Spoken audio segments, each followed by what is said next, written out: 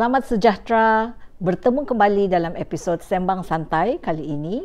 Konsep Bijak Niaga series kita pada hari ini sebenarnya berdasarkan terbitan baru AKPK, buku Grow series kami, memberi fokus utama kepada Ultimate Successful SME ataupun usahawan PKS yang telah mencapai tahap tertinggi perniagaan atau yang telah berjaya.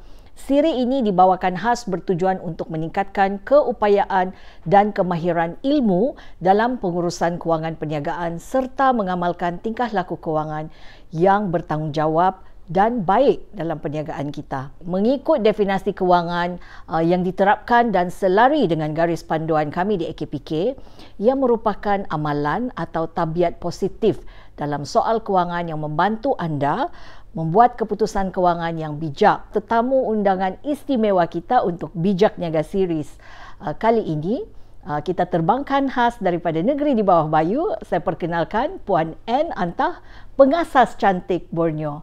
Selamat datang Puan Ann, apa khabar? Khabar baik, thank you. Sihat hari ini? Ada sarut sikit suara. Okey, walau apapun sudah sedia untuk berkongsi bersama-sama dengan Bijak Niaga Siri pada kali ini, di mana saya pun sudah tidak sabar sebenarnya mendengar pengalaman-pengalaman Puan sebagai pengasas produk cantik Borneo ni. Terlebih dahulu sebelum kita mulakan sesi seterusnya bercerita tentang perniagaan Puan Ann, biar izinkan saya perkenalkan dahulu latar belakang Puan Ann. Merupakan seorang usahawan berasal dari negeri Sabah, mengasaskan sekali lagi jenama cantik Borneo yang khusus dalam rekaan bentuk cetakan tekstil ke atas fabrik sintetik. Okey. Puan Ann juga telah memenangi anugerah usahawan Wanita Harapan sempena sambutan Hari Wanita Peringkat Negeri Sabah pada 2021. Tahniah Puan Ann. Okey, boleh Puan Ann ceritakan sedikit tentang latar belakang Puan? Mungkin boleh kongsikan detik permulaan apabila Puan mula berkecimpung dalam bidang perniagaan ni. First of all, thank you kepada AKPK kerana menjemput saya pada hari ini untuk berkongsi sedikitlah. Saya sebenarnya belum lagi berjaya tapi sedang berusaha ke arah kejayaan. So, nama saya Ann, berbangsa Sino Kadazan. Sino tu maksud dia Chinese campur lokal dusun Kadazan. Berumur 50 tahun, ada anak 3 orang. Ya. So, saya berasal dari Kinarut Papar. Kinarut Papar, Ya, Kinarut Papar. Macam mana mula berkecimpung dalam dunia perniagaan? Well, basically kalau macam di Sabah, kebanyakan usahawan yang kita jumpa lah kan di Sabah, sama ada mereka ini adalah second generation ataupun third generation penerus keluarga. Tetapi saya adalah bermula dari awal, dari zero. So keluarga bukan background business. Mungkin background business tu micro lah, kecil-kecilan. Peniaga kampung begitu. Saya punya bapa, kami buat montoko. Montoko tu apa? Montoko tu minuman tradisi. Minuman tradisi. Betul. Ya, minuman tradisi. So kami jual, tapi dalam keluarga tidak ada minum montoko. So, minuman tu kan selalunya kan dia selalu macam kena jual masa musim pesta keamatan begitu. Okay. Tapi keluarga kami tidak ada yang minum montoko. So kami produce tapi kami tidak consume. So hanya produce untuk dijual sahaja. Okay. Sementara ibu pula adalah suri rumah tetapi bergiat aktif dalam Yayasan Usaha Maju, YUM. So masa kecil ibu bapa saya ni buta huruf. Sejorang tidak pandai menulis. Jadi saya jadi accountant mama saya. Mak saya pergi tiap-tiap minggu pergi meeting Yayasan Usaha Maju. Kan untuk membuat laporan dia punya aktiviti perniagaan. Saya buat akaunnya, tulis kira-kira duit masuk dan keluar, dan tulis juga bil. So itu saya punya kerja di belakang tabir. Agak-agak umur berapa tu Puan Ann? Dalam umur 8 tahun. 8 tahun? Hebat usahawan kita ni dari 8 tahun sudah mula berkecimpung dalam mengurus-urus perniagaan ya. Okay. So saya banyak saya boleh katakan saya ni orang yang belakang tabir. Mama pun suka pergi ambil sayur jual di Tamu. Tamu tu kan dia macam pasar minggu lah. So kalau di Sabah kita panggil Tamu, setiap minggu kita ada pasar Tamu. Jadi saya tukang petik sayur, tukang packing sayur, mamanya tukang jual. Bagusnya. So telah diberi exposure dari kecil lagi pasal perniagaan ni kan, membantu keluarga lah, menguruskan hal-hal wang. So memang dari kecil lagi sudah dididik, ada pengalaman macam ni.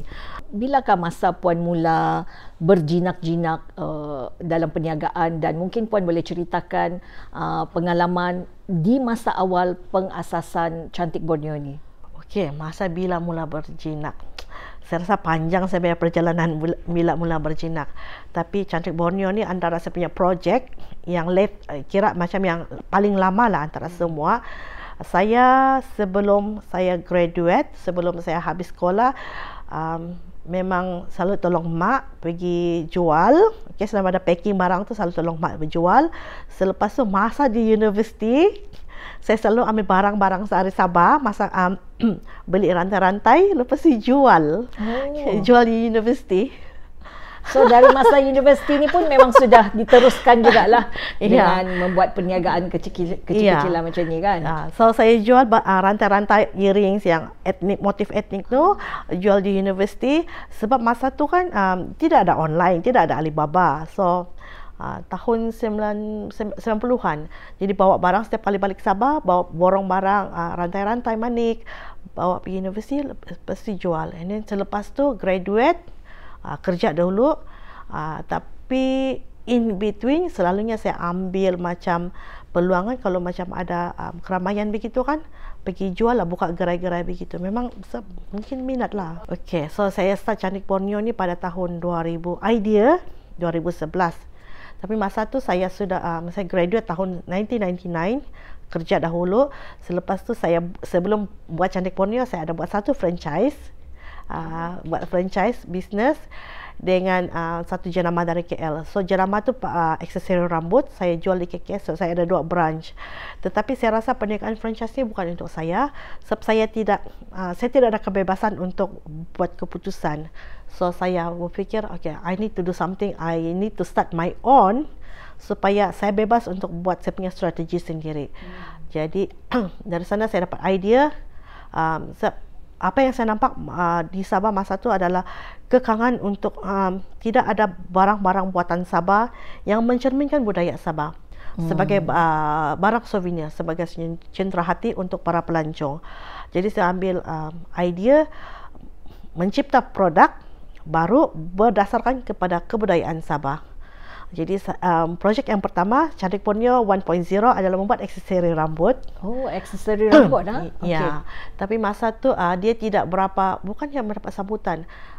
Saya rasa kekangan masa itu adalah tidak ada fabrik Sabah. Sebab kita buat macam hairband, scrunchie. So tidak ada fabrik Sabah yang mencerminkan budaya tempatan. Kebanyakannya diimport dari luar negara. Jadi saya rasa itu bukan sesuatu yang saya mahu. So saya teruskan kepada projek 2.0, adalah penghasilan anak patung Barbie yang berpakaian Sabah. Cumanya pasaran tidak luas sebab Sabah ni masa tu mungkin produk tu tidak sesuai lah, bukan untuk pengguna akhir. Jadi saya buat keputusan untuk membuka sebuah museum berdasarkan kepada anak patung berpakaian tradisi.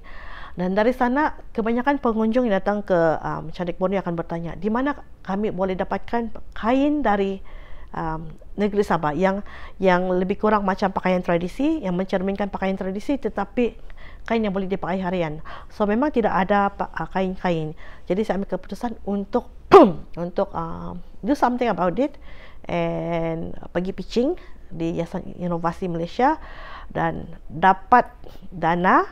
So dari dana tu kami beli mesin.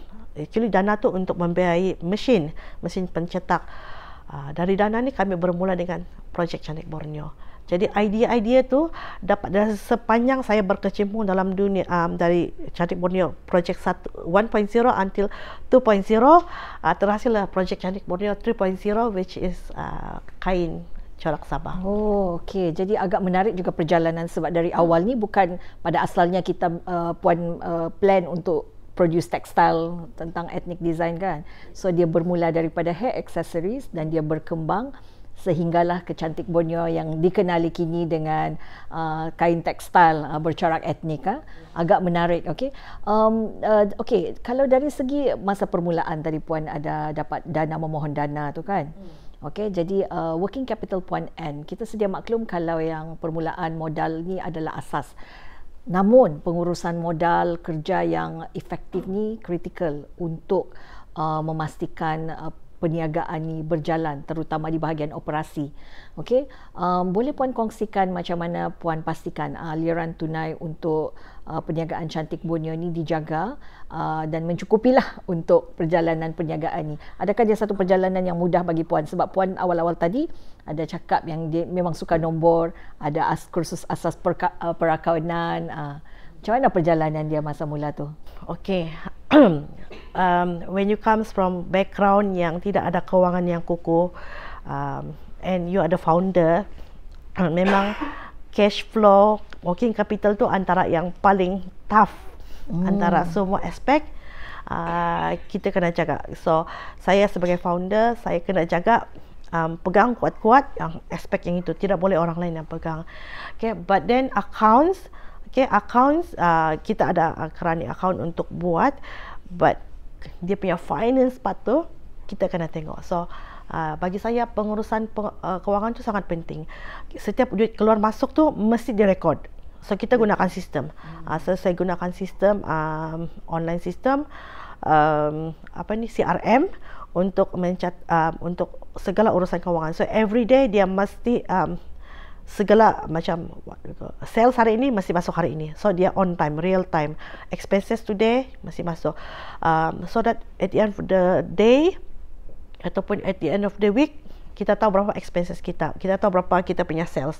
Kita kena buat keputusan berdasarkan kepada data, bukan kepada berdasarkan yang kita rasa. Data tu sangat penting. Bagi saya data, sales, expenses tu sangat penting because it will buat saya punya decisions untuk what is the next step, how much stock saya nak beli, how much saya ataupun berapa sales yang saya kena kejar supaya saya boleh meet the next payment punya due. So itu bagi saya sangat penting. So pada asal perniagaan ni memang Puan sudah laburkan untuk satu sistem lah untuk bantu memantau kewangan dalam perniagaan tu, dan ini agak bagus juga sebab di AKPK ni memang ini yang kita selalu nasihati untuk usahawan-usahawan di luar sana, sebab di AKPK kita sebenarnya ada menyediakan satu sistem untuk usahawan, My Bijak Niaga. Okey, dia satu sistem yang percuma untuk usahawan guna untuk rekod transaksi perniagaan ni. So itu saya amat gembira kerana Puan kongsikan, sebab untuk memulakan perniagaan ni mungkin dia mudah, tapi untuk memastikan perniagaan ni sustainable, dia perlu ada satu sistem dan struktur yang kukuh, terutama bahagian kewangan untuk memastikan dia boleh berdaya tahan. Okey, baik Puan. Kalau kita sekarang kita mungkin boleh fokus tentang kos operasi dan income revenue. Okey, kalau sebagai usahawan pastinya ada cabaran tersendiri yang Puan hadapi. Okey, terutama dari segi operasi perniagaan, dari segi pemasaran, pengurusan logistik. Okey, mungkin Puan boleh kongsikan cabaran-cabaran ini dan bagaimana Puan atasi cabaran yang Puan hadapi dalam perniagaan ni. Okey, kalau dalam perniagaan saya rasa cabaran yang jarang ditanya dan jarang orang mahu tahu adalah cash flow. Cash flow. Cash flow dengan accounts is totally two different thing. Cash flow is berapa duit yang kita ada on hands untuk kita belanjakan untuk kita punya running expenses. Account boleh jadi cantik, boleh jadi kita sudah untung 200k, setengah juta, but then tidak ada cash flow. It's because dalam account semuanya adalah hutang lapuk ataupun outstanding yang belum dibayar, dan kita juga berhutang, orang lain berhutang sama kita, kita belum lagi collect payment. So bagi saya sangat penting untuk kita jaga cash flow. We need to know berapa banyak outstanding yang kita mau kena bayar dan berapa banyak outstanding receivable yang kita akan terima. Dan bila akan dibayar, and siapa yang berhutang dengan kita, and berapa hari kita perlu ada, kita kena buatlah SOP untuk berapa hari collection. Remind customer yang masih ada outstanding tu, hantar statement of account every 2 weeks begitu, every month, so that they will remember to pay us on time. Because bila kita beli barang, kita punya stock inventory, kita bayar cash. So kita pun perlu cash juga. So kita buat perniagaan, bukan buat charity. So itu sangat penting. Banyak orang dia buat perniagaan tapi mungkin charity. So nanti bila hutang lapuk sudah 3 tahun, susah untuk kita mau collect. So kalau boleh, kalau Chinese kan, dia sebelum Chinese New Year dia mesti kasih clear semua whatever outstanding. So sama juga, saya ada tu prinsip, before end of the month ataupun before certain time, how much outstanding yang masih allowable. Okay, 10% kah, 20% kah? Usually saya punya KPI is 5%. So make sure kita ada dia punya SOP lah. Okay. So Puan memang betul-betul pantau tentang akaun perniagaan dan memang ambil peduli ya. So ni dalam perniagaan Puan ni, Puan ada engage somebody untuk jaga dia punya akaun ke, ataupun Puan sendiri atur semua? Okay, dalam office kita ada team untuk untuk management, buat account, and then kita memang ada audit, sentiasa berbincang dengan audit, dengan tax audit. Kalau tidak sibuk setiap minggu, setiap hari saya akan tengok berapa banyak cash flow. So saya tahu how much is saya boleh, whether I'm within the budget atau tidak. So macam saya sendiri, company ada a few account, bank account. Ada 3 bank account. Satu bank account untuk kecemasan, satu bank account untuk payment yang mungkin due dalam 2-3 bulan. So masuk sana. Satu lagi account untuk daily punya payment dengan sales. Sales pun dia ada masuk juga. Okay, depends. Sales counter lain masuk account, sales online lain account, and untuk corporate lain account. Yang 7 days punya payment lain bank account. So that kita tahu, kita senang untuk pantau. Agak baguslah kalau Puan sendiri yang pantau kan. Tapi mungkin adakah Puan mungkin akan memberi kepercayaan kepada orang lain untuk menjaga perniagaan ini, sebab kalau perniagaan ini dia makin besar, kita perlu fokus kepada operasi, pemasaran kan. Macam mana tu? Saya kira ini family business.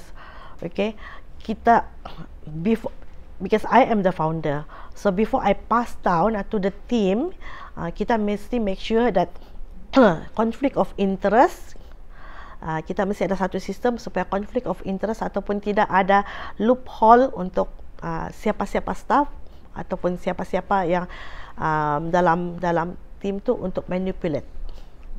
Sangat penting. So kita mesti buat satu SOP lah supaya tidak ada loophole untuk manipulation. Kita nampak Puan Ann ni memang seorang yang very organised and systematic dalam menguruskan perniagaan, dan saya rasa ciri-ciri pengurusan yang teliti ni juga banyak membantu perniagaan Puan untuk kekal sehingga ke hari ini ya Puan. Okey, jadi apakah strategi Puan dalam mengenal pasti keperluan pasaran? Okey, macam mana produk-produk yang Puan decide untuk perkenalkan melalui Cantik Borneo ni bersesuaian dengan keadaan pasaran tempatan, dengan demand? Yang itu kena buat research lah. Research. And selalunya kita, Cantik Borneo akan buka booth untuk untuk memperkenalkan produk baru. So kita mau make sure that produk yang kita create itu dia memenuhi pasaran, dia memenuhi permintaan. So I think because saya punya produk ni dia agak unik sedikit. Dia bukan untuk yang macam dia bukan fast fashion, tapi dia lebih kepada fashion ataupun produk pakaian yang berkaitan dengan etnik budaya. Jadi selalunya kita akan melihat kepada sesebuah etnik itu sendiri ataupun sesebuah budaya itu sendiri sama ada mereka perlukan ini produk ini atau tidak, dan kita selalu bekerjasama dengan komuniti. So kami berdasarkan kepada apa yang komuniti mahu, kami akan cipta. Ya. So kita bukan buat based on what is the world trend, tapi apa yang komuniti mahu. So kita dengar, listen to the market. Ya. Kalau bilang komuniti cakap kami mau produk yang begini, then kami try to fulfill them, but then it will not looks like ethnic, yang tradisi, tapi dia lebih kepada contemporary yang mereka boleh gunakan untuk harian, untuk penggunaan harian. So dia tidak akan menggantikan pakaian tradisi, tapi dia adalah lebih kepada pakaian harian. Contohnya macam mereka perlukan something menswear untuk dipakai ke majlis-majlis yang rasmi. So mungkin diorang perlukan necktie untuk memperkenalkan diorang punya tradisi. So kami akan create necktie, atau mungkin perlukan shawl. So ready to wear ni yang puan dari Cantik Borneo ni ada macam-macam, contohnya baju menswear. Menswear, pario, ada blouse. Sekarang ni kami datang dengan kain sarung. Oh, kain sarung. Yes, okay. Kain sarung. Yang menggunakan motif tradisi ni lah. Okay. Yeah. Okay, so itulah untuk memperkenalkan, mempromosikan budaya-budaya di Sabah melalui barangan kain-kain yang bercorak etnik ni kan. Agak menarik. Okey, Puan Ann, kami percaya ada satu detik di mana mungkin turning point bagi Puan sendiri yang mungkin mengubah perjalanan Cantik Borneo ni. Sebab tadi awal Puan cakap ada di masa awal tu 1.0, 2.0, now 3.0 kan. Okey, segala perjalanan ni mungkin momen ini bukan saja inspire Puan untuk membuat satu kelainan dan terus berjuang, tapi juga cetus detik inspirasi yang bercita-cita lebih tinggi membawa Cantik Borneo mencapai kejayaan seperti yang ada sekarang ni. Okey, mungkin Puan boleh kongsikan momen penting itu, bagaimana dia membuka mata Puan untuk terus fight for the business, untuk memperagakan potensi perniagaan produk etnik. So I think my turning point is during COVID. During COVID, so 2 tahun COVID, sempadan ditutup, kedai tidak boleh dibuka. So masa tu museum, kami mengusahakan museum untuk pelancong. Then for 2 years tidak ada. Pelancong tidak ada, pelancong tidak datang. Even if we open pun tidak ada orang mau keluar, tidak ada orang mau datang. So I was thinking, saya rasa masa tu dunia saya gelap, sangat-sangat gelap. Masa tu Puan ada pekerja? Saya ada pekerja. Berapa kumpulan? Masa tu 9 orang, 9 orang pekerja. So ada tanggungan untuk perniagaan tu. Bayar pekerja, bayar sewa and so forth. So memang rasa macam tidak nampak what is in front. Kita tidak nampak apa di depan, sebab I don't know, it's just macam masa tu memang masa yang tidak ketentuan, menunggu macam tidak tahu sampai bila. Then you cannot see anything. So saya rasa saya stres. Bukan saya rasa saya stres for 3 weeks. So apa yang saya buat masa tu adalah I look around and apa yang saya boleh buat. So saya decided untuk fokus kepada kain, tutup museum, fokus kepada kain. Jadi sepanjang PKP selama 2 tahun tu saya ambil masa lebih kurang 1 bulan hingga 2 bulan untuk turn around saya punya Cantik Borneo operation kepada daripada tourism pergi kilang percetakan kain. Jadi masa orang tidur, internet di Sabah the worst. Okay, masa tu internet di Sabah kita cucuk lagi kan, naik atas pokok cucuk. So internet di Sabah kalau siang memang tiada lain, malam saya ada lain. So orang lain tidur, saya berjaga tengah malam. Saya buat balik saya punya website. Saya sudah ada website since 2017. So saya revamp balik website saya sendiri, buat saya punya website, turn around, jadikan dia e-commerce, jual kain secara online. Tapi masa itu tidak ada orang beli kain. Sebab masa PKP, semua orang pakai baju kelawar, mungkin baju kelawar. Semua ataupun, di rumah masa itu kan? Di rumah, you online tapi you tutup kamera. So apa yang saya buat adalah saya promosikan kain, saya ajar, saya cari dropship, 20 orang hingga 40 orang, ajar dropship macam mana jual kain, what is the unique about kain dari Cantik Borneo. Ajar orang macam mana buat sales kain, and I ajar my staff bagaimana jual kain instead of jadi customer service buat tourism. Is a turn around. ajar macam mana buat kain, macam mana potong kain. Dulu kami tiap hari potong kain, potong kain, macam mana kira sukat apa semua diajar.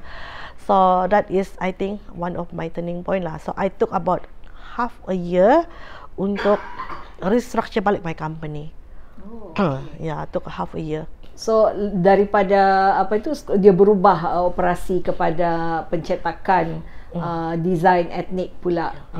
Macam manufacturing lah, textile ni kan. Okay. So masa tu saya buat juga kajian pasaran, buat online survey.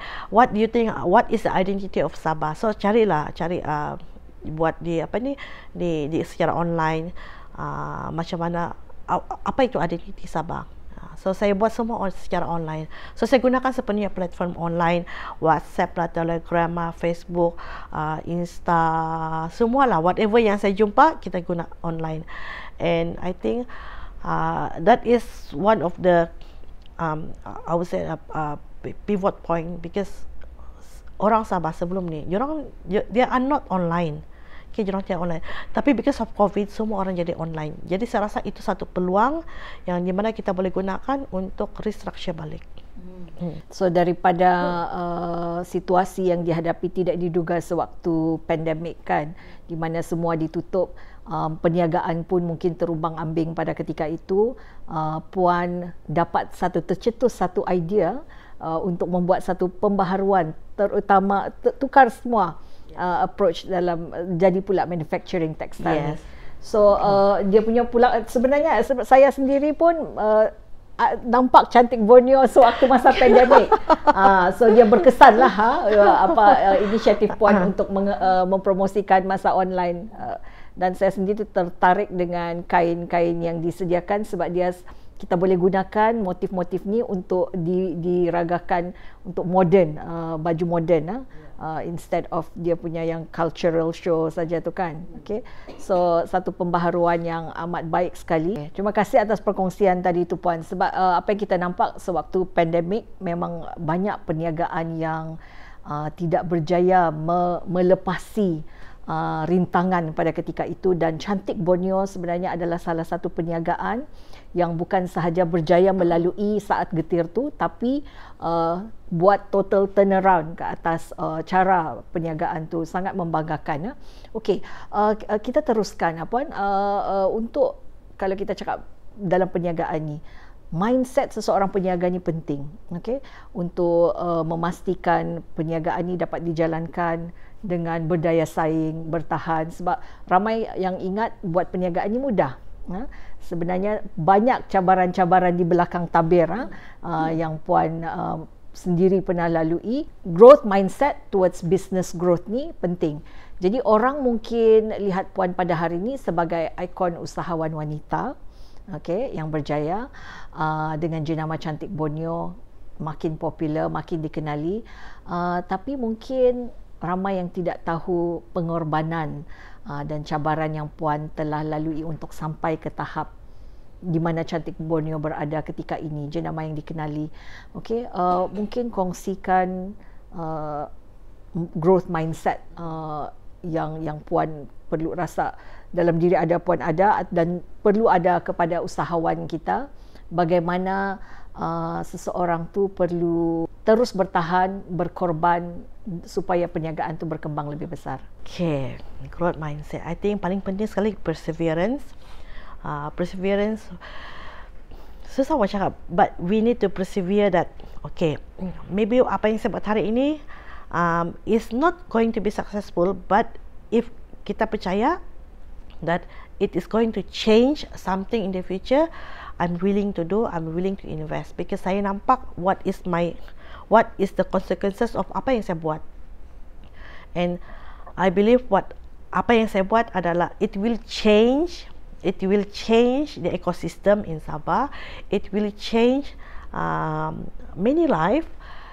Tapi masa saya buat tu mungkin ramai yang tidak nampak, but I know dia akan, I mean the impact in the future, because saya datang coming from computer science background.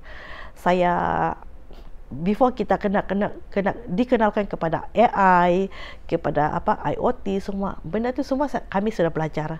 Okay, saya sudah belajar sebab saya graduate computer science. So I can predict, bukan boleh predict, tapi kita boleh lihat what is the future going to be. Globalization semua, all these things. So it have big impact dengan culture. So kalau saya tidak fight to preserve and to promote this culture, culture itu akan hilang. But then berapa ramai yang orang boleh nampak apa yang saya nampak. So I with this belief, I choose to do what I do best, which is my background, my knowledge in technology, and my love of the culture. So saya merge to create Cantik Borneo. Okay, and apa lagi mindset yang kita kena ada adalah kita kena fokus untuk achieve apa yang kita mau buat. Kita kena fokus apa yang kita mau change ataupun what is our vision. So saya ada vision 3 years, 5 years, 10 years. Even what is going to happen to Cantik Borneo in 10 years pun saya sudah ada gambaran. Siapa yang akan continue Cantik Borneo pun macam saya ada gambaran sudah. So I think it's very important untuk kita stay focused in apa yang kita mau buat. And another one is kita must be willing to invest. Kadang-kadang apa yang kita mau invest, okay, bila bercakap pasal investment, it have to be calculated risk. Okay, ramai orang ambil risiko, tapi dia tidak mengira, dia tidak buat kiraan. So bagi saya, calculated risk sangat penting. Semua benda yang kita buat memang ada risiko, tapi kita kena tengoklah sama ada risiko tu kita boleh atasi, kita boleh go through, ataupun risiko tu sama dia akan membunuh diri kita.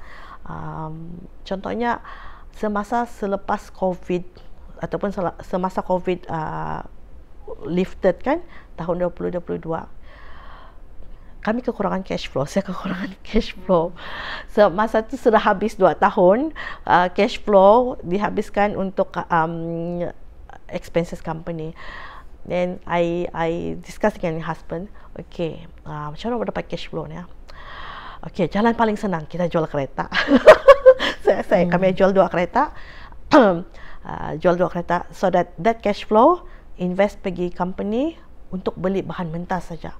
Just untuk beli bahan mentah saja. Saya kena beli kain dengan ink semua dalam kuantiti yang banyak. Dia bukan 1,000, 2,000, tapi 10,000, 100,000. So I said to my husband, okay lah, I believe that within 10 years, within 10 months saya boleh cover balik. Then I think selepas itu yang jual, kita namakan calculated risk tu kan. Puan tahu sanggup jual kereta sebab kita tahu, kita confident, assuming dengan growth potential kita punya produk ni, kita boleh dapat pulangan yang lebih berlipat ganda. So jual di platform yang paling senang, and dapat cash flow, beli terus barang, lepas tu within 3 months I think cover balik semua dalam 3 bulan. Ya, sebab masa tu tahun 2022 bila COVID was lifted pada bulan April, 1 April, by 31 Mei kain kami kehabisan stok. Kami kehabisan sebab permintaan sangat luar biasa. Masa tu yang tahun 2020 dengan 2021 kan saya buat online promoting, tidak ada sales, tapi I believe there will be one day mungkin ada sales. So by 31 Mei keamatan tahun 2022 kami sold out, semua kosong, rak kami kosong, and kami dapat pulangan balik lah.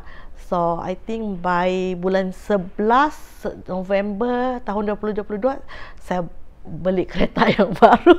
Ganti kereta, 2 kereta yang dijual kan. Ganti kereta yang saya jual pada awal tahun 2022. Menarik. Terima kasih Puan atas perkongsian cabaran tu, di mana saat getir ditukar kepada sesuatu yang menjadi sangat menguntungkan dan membawa Cantik Borneo lebih maju ke depan. Okey, jadi kita teruskan untuk fokus perniagaan dan penggunaan media sosial untuk memperkembangkan perniagaan. Okey, jadi kalau Puan Ann, bagi Puan Ann sendiri, media sosial ni mungkin sebagai salah satu platform di mana Cantik Borneo ni dijual lah. Okey, digunakan untuk mempromosikan produk. Okey, bagi usahawan yang ingin memperluaskan jenama mereka, kalau guna media sosial platform ni, adakah dia memberi bersesuaian? Macam mana pengalaman puan sendiri menggunakan media sosial seperti TikTok, Instagram ataupun platform seperti Shopee untuk menjual produk-produk Cantik Borneo? Okey, penggunaan social media tu sangat penting lah. Okey, saya bermula dengan social media sebenarnya. Cantik Borneo kami banyak leveraging on teknologi. Okay, mungkin saya punya knowledge and background is technology. So saya bermula teknologi dari awal. Pada tahun 2009 kalau tidak silap saya, 2009 saya sudah start buat blog, and I talk about culture about Sabah, and I think that's why orang kenal Cantik Borneo is because saya banyak buat posting educating about culture. Okay, and bila Cantik Borneo buka dia punya buka bisnes, saya banyak leverage on social media untuk promosi. Even saya punya personal social media pun is about my business, about what I do. So saya kontrol saya punya social media. Saya hanya keluarkan benda yang saya mau orang nampak. Saya tidak akan keluarkan benda yang peribadi. So sangat penting untuk kita menggunakan social media secara berhemah. Itu sangat penting. Okay. Dari segi bisnes pula, Cantik Borneo kami ada website, kami ada di Shopee, kami ada physical store. Setakat itu saja.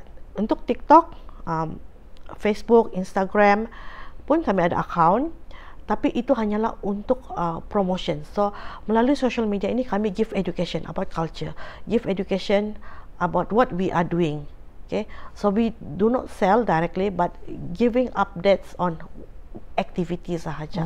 Yeah. Create more awareness, tarikan untuk menarik supaya mereka lebih tahu tentang bukan saja jenama tapi belajar tentang culture, tradisi yang ada di Sabah, corak-corak etnik semuanya. Menarik. Yes. Dengan penggunaan teknologi untuk mengembangkan perniagaan dan juga platform-platform e-dagang. Sebab untuk menggunakan teknologi ni dia memerlukan modal yang tinggi untuk laburkan modal tu. Jadi mungkin mereka rasa terlalu mahal, tidak berbaloi. Tapi untuk menjalankan perniagaan pada ketika ini, puan rasa dia memang sangat berbaloi. Ya, sangat berbaloi. Dan kalau macam sekarang, even sekarang, apa yang Cantik Borneo buat adalah kami menggunakan mesin. Mesin kami semuanya computerized. Gunakan mesin untuk menghasilkan kain cetakan. So apa yang kami buat untuk cover these expenses, kita gunakan dana. Sebenarnya kerajaan kita banyak bagi dana dengan especially SME Corp. Ya, SME Corp banyak mengeluarkan dana-dana. Jadi kita tengoklah dana padanan semua tu kan. Even MDEC pun hari tu dia bagi dana untuk yang pendigitalan. So ambil opportunity untuk apply yang itu, then kita gunakan untuk bisnes kita. Saya rasa our government is very good. Diorang bagi kita banyak facilities. It's just that kita untuk apply dana-dana itu kita banyak sangkut. Okay, especially usahawan dari Sabah, kita banyak sangkut untuk apply dana-dana ini sebab utama dia adalah pengurusan keuangan, yang bukan kurang bijak, tapi mungkin kita agak ketinggalan sedikit. Contohnya kita kena ada balance sheets, kita ada P&L, profit and loss account, and it have to be audited kalau senyam berhad. So itu sangat penting. So that's why kita mesti ada bookkeeping yang updated. Kalau tidak, kita susah untuk apply semua dana ni. So itu yang saya amalkan. Kenapa saya punya account have to be updated? Sebab kami tidaklah banyak dana. Saya baru dapat 2-3 dana saja. But it is very penting untuk melancarkan melancarkan application. Banyak sangkut sebab dan kita punya documentation tidak cantik. So dia ni berbalik macam yang Puan cakap ni, berbalik kepada kewangan. Fundamental, asas dalam sesuatu perniagaan tu untuk membolehkan untuk memohon dana-dana yang sebenarnya ada disediakan untuk membantu perniagaan berkembang lebih besar. Jadi sistem dalam syarikat tu jaga rekod kewangan dengan kemas dan baik. Audited account juga tadi Puan mention kan. Semua tu penting. Sangat penting tu untuk jaga akaun kita. So tips-tips di sana untuk usahawan, boleh juga dapatkan option daripada leasing company. Well, kalau kita mau kasih kembangkan perniagaan, the first thing yang kita mau kasih buat adalah we need to have a fund. So bagi saya, untuk saya mau berkembang 2 tahun dari sekarang, saya kena ada satu fund yang get ready untuk buat R&D apa semua. Macam contohnya untuk penghasilan kain sarung pun kami ambil masa lebih kurang 3 hingga 6 bulan untuk menghasilkan kain sarung yang boleh diterima pakai oleh masyarakat Sabah. Jadi untuk menghasilkan kain sarung ini saya perlukan fund dari segi membuat dia punya sampel pun sampai 10 sampel, desain pun bukan setakat 10 desain, kami ada lebih kurang 50 desain. So semua itu memerlukan dana. Jadi untuk kita buat produk baru, sekurang-kurangnya mesti ada dana ataupun mesti ada reserve. Jadi untuk kita berkembang, bagi saya sangat penting untuk kita ada satu simpanan company. Jadi apa yang saya buat, kalau saya setiap bulan, kalau macam every year saya akan buat simpanan, mungkin buat investment, buat investment, masuk FD, fixed deposit, supaya tahun depan saya boleh keluarkan FD ini untuk fund saya punya projek-projek yang buat produk yang baru. Puan Annie memang banyak berpengalaman dalam mengaturkan kewangan, dan saya rasa dari awal tadi yang Puan Anne kongsikan ni memang dia sangat fokus menjaga kewangan, dia sendiri mengambil tahu dan sentiasa belajar memperbaiki diri untuk macam mana mengatur kewangan syarikat ni lah. You want to be sustained. Kalau tiada duit, nothing can be happen. So ada duit baru ada cerita. Ada duit baru ada cerita. Itu di sana. Tiada duit tiada cerita. Tiada duit jangan cakap apa-apa lah. Because selalu orang tanya, kenapa tidak pergi ini market? Kenapa tidak pergi ini market? Kenapa tidak buka cawangan? Well, buka cawangan bukan tidak mau buka cawangan, but then buka satu cawangan, you need berapa ratus ribu lagi. Contohnya macam sekarang kami di Mengkatal satu kilang, so it's centralized. Semua kilang sana, showroom pun di sana, office pun sana. Selalu orang suruh saya buka kedai di KK ataupun di KL. Bukan tidak mau buka, but then kalau saya buka di KL, buka satu butik, maybe cost me around 200 to 300. Buka satu lagi di KK cost me around mungkin 100 to 200. Setup saja dengan stok semua, dengan jaga office renovation. So bagi saya itu bukan satu pelaburan yang saya sedia untuk mau terjun. So why not saya gunakan online, I can reach satu dunia global. Betul. I think that is much better. So kita sebagai usahawan, kita kena fikir di mana kita mau invest, where is our investment should be. Kalau kita tidak ada planning, then tidak everything need to be planned lah. Kalau tidak planning sahaja tapi tidak ada backing cash ataupun finance yang kukuh, plan tu jadi cantik tapi bila kita execute dia tidak akan berjalan.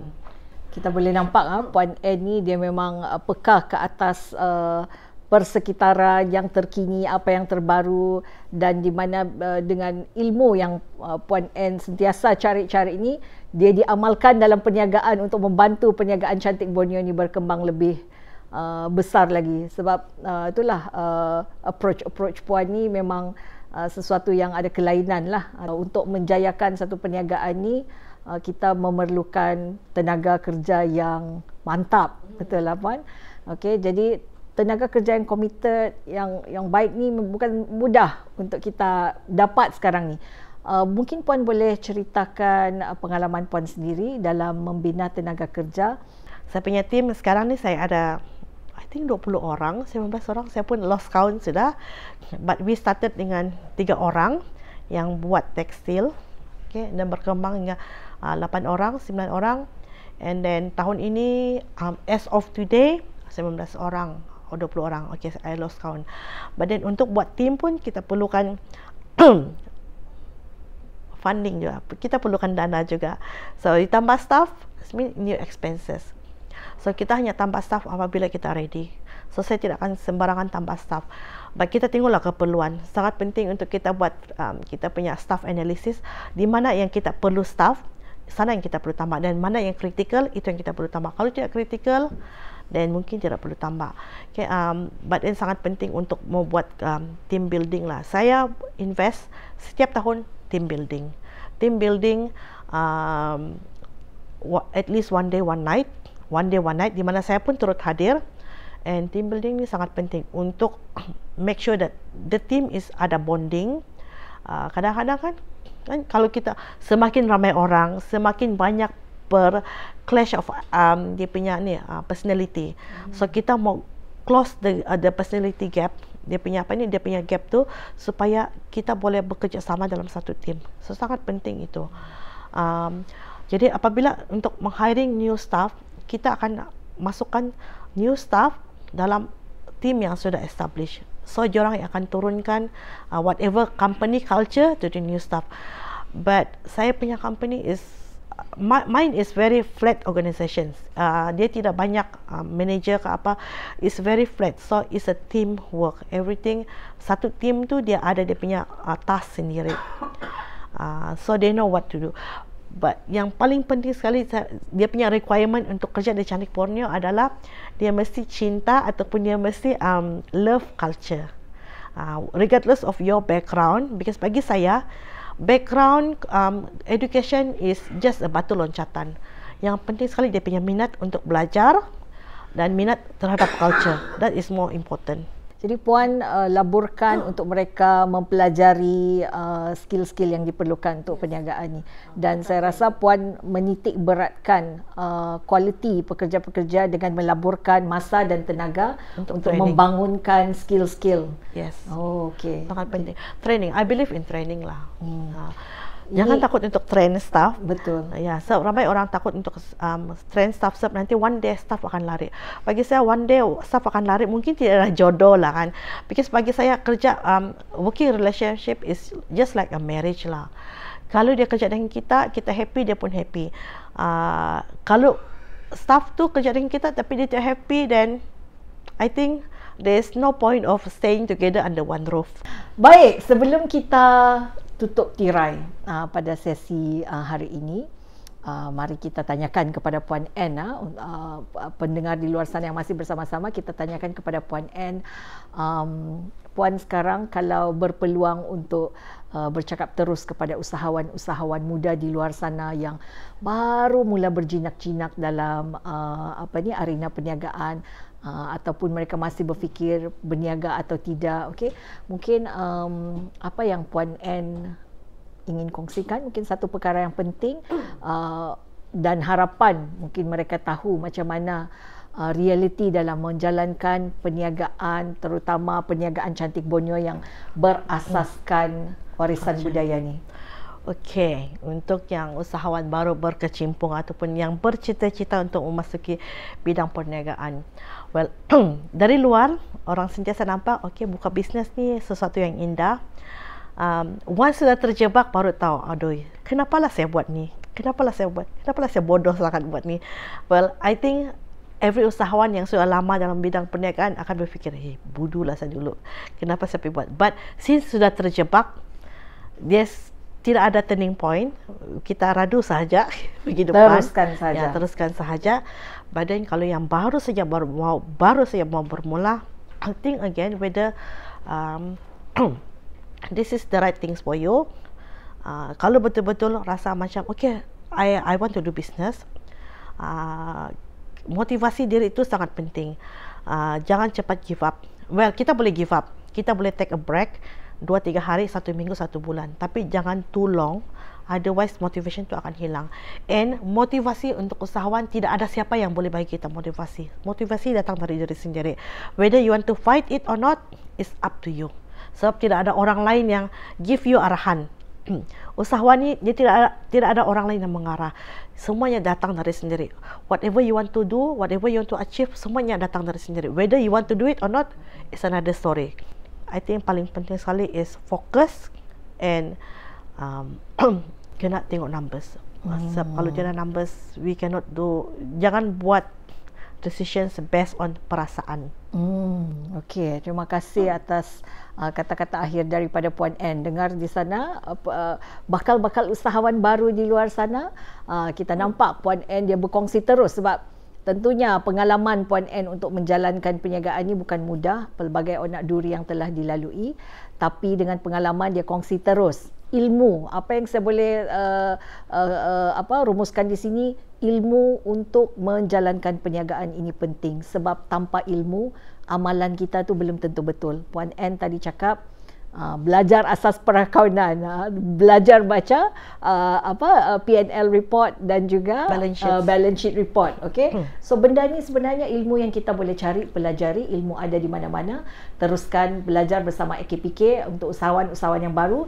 AKPK di sini kita ada menyediakan banyak ilmu-ilmu kewangan secara percuma yang boleh didapati melalui online power portal AKPK ataupun berhubung terus dengan AKPK untuk mendapatkan kursus-kursus ilmu-ilmu kewangan yang disediakan melalui portal online, workshop-workshop yang kami sediakan dan juga melalui buku Grow Series yang terkini dari AKPK. Sekali lagi kami mengucapkan ribuan terima kasih kepada Puan Ann daripada Cantik Borneo atas perkongsian yang sangat bermanfaat untuk kita semua, terutama untuk usahawan-usahawan di luar sana. Sila like, follow social media AKPK dan sehingga kita berjumpa lagi di masa akan datang. Jumpa lagi.